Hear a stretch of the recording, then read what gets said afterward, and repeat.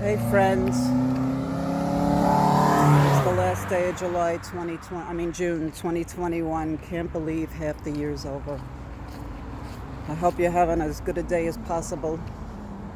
I'm still talking about the crash, this,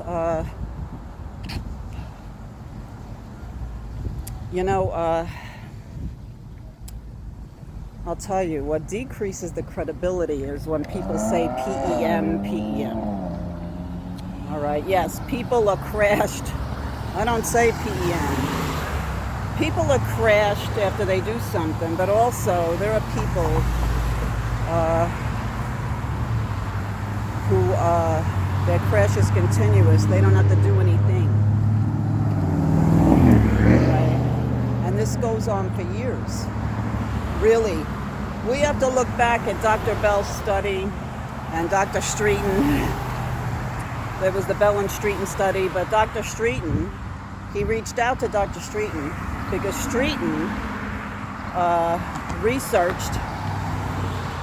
was researching orthostatic disorders for years, from the 70s,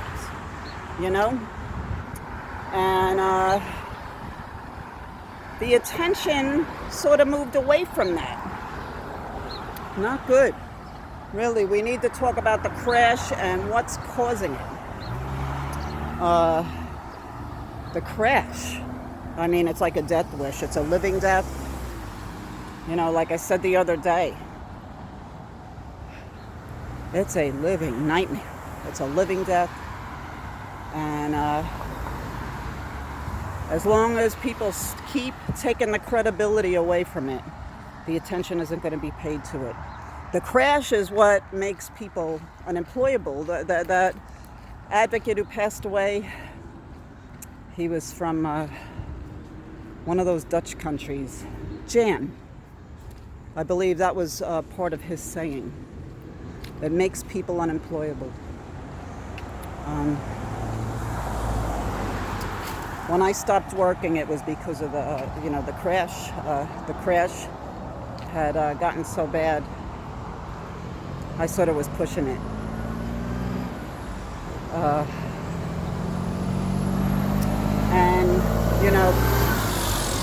Dr. Bell and Streeton talked about orthostatic hypotension. Everybody's talking about POTS today. We got to get back to orthostatic hypotension because I believe many people, they're not checking their blood pressure. They're only looking at the heart rate. They got to look at the blood pressure. I believe there's a lot of patients in our community who have this, and it's missed. If you go to the I'm in a couple of orthostatic hypotension groups, and all of the conversation, the threads, it looks like you're looking at ME patients. And, some of the newer therapies, I know there was one woman talking about her husband. He was in the wheelchair for years, but with a newer therapy, he's up and walking finally after years. So,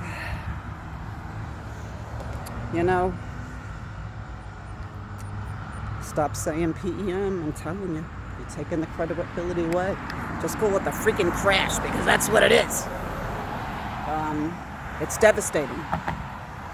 And that guy in Boston, that researcher, Dr. Systrom, who does the internal CPET, who uses the pulmonary, the Swan-Ganz, the pulmonary artery catheter to measure the pressures in the heart. Okay, it shows that the filling pressures are low. The whole premise of the thing is decreased blood flow to the brain and to the heart. So, anyway, please stop saying PEM. Have a great day. God bless.